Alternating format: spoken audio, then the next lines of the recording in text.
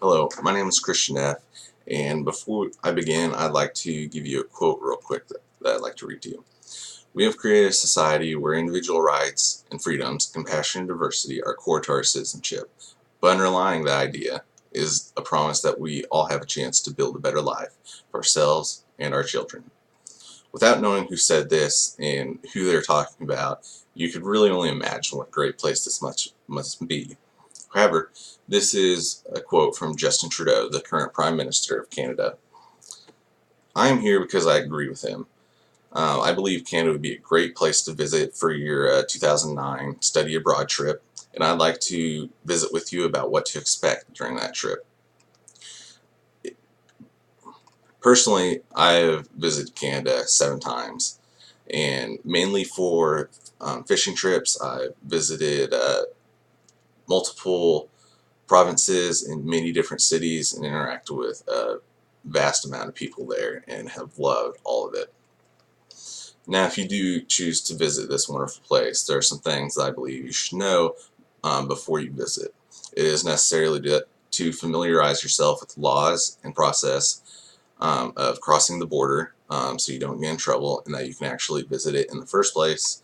Once you've begun your new adventure, you need to familiarize yourself with the cultures and ideals of Canada, and not necessarily to fit in, but to not stick out so much, and to really understand and um, involve yourself with what it's really like to be in Canada. But it's also necessary to understand what the weather is like in the environment itself in Canada. Now, before you begin any trip to a new destination, you'll need to become accustomed to its laws and processes. So for Canada, it has a border just like any other nation. You'll need a few things to begin crossing in the first place. Now, your visa is necessary. They will not let you cross without it. Another thing you'll need is your driver's license in order, if just like mine, if you want to drive or if you need to buy certain things there. Now, there's a few things that you can and cannot do when crossing the border. One, you can't bring fresh produce in, so like fruit, vegetables, or meat, unless it's stored properly. Um, they really just won't let it happen. There's too much risk of cross-contamination with another country. However, there's plenty of places to buy these things when you do get over there.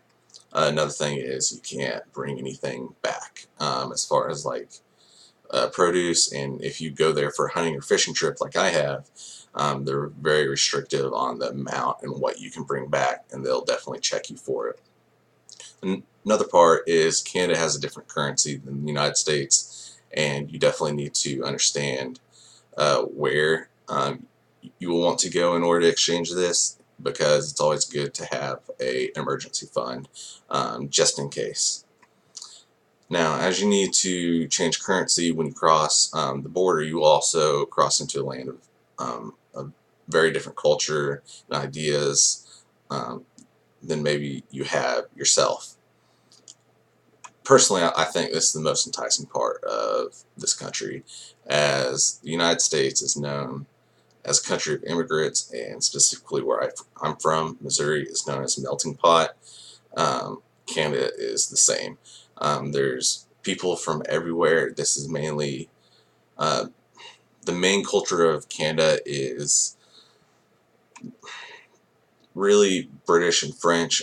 This is best explained by Santa Louis in the 2011 Encyclopedia of Immigrant Health.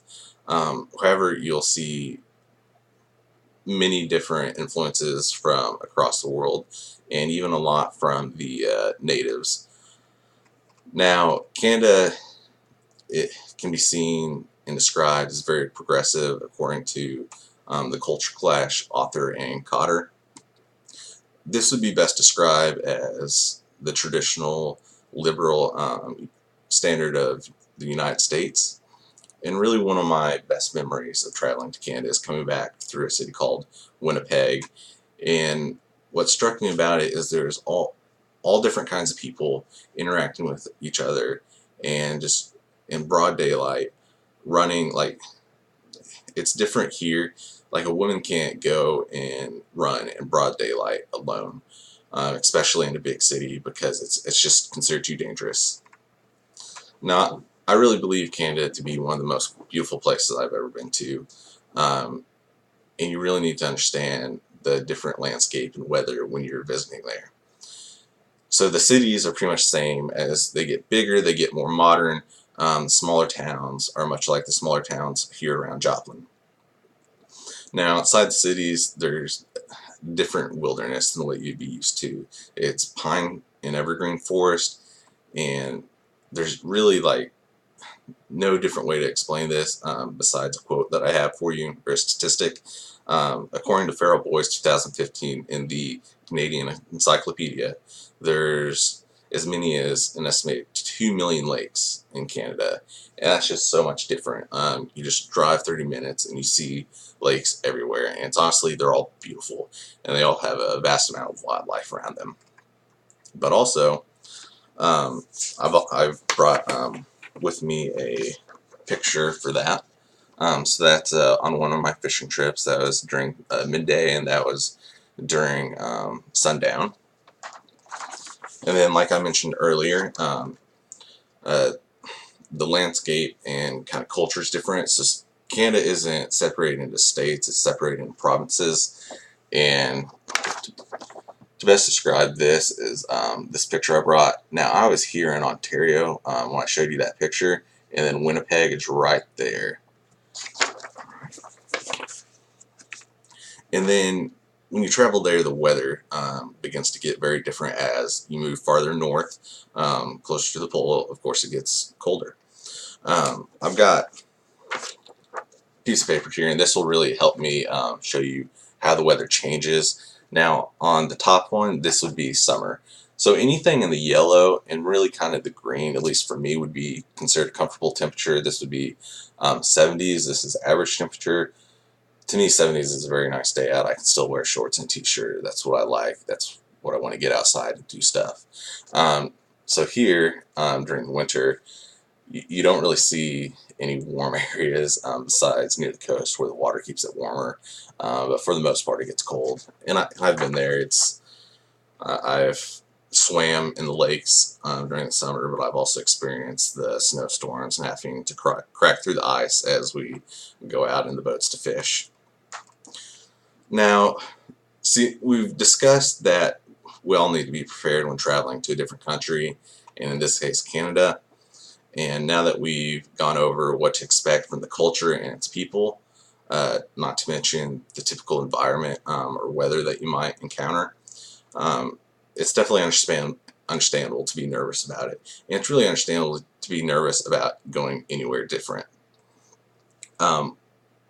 But now that we've really gone over some of the important things that you need to know, I really feel that you'll definitely get used to it real quick, and you'll definitely enjoy your time in Canada. And thank you.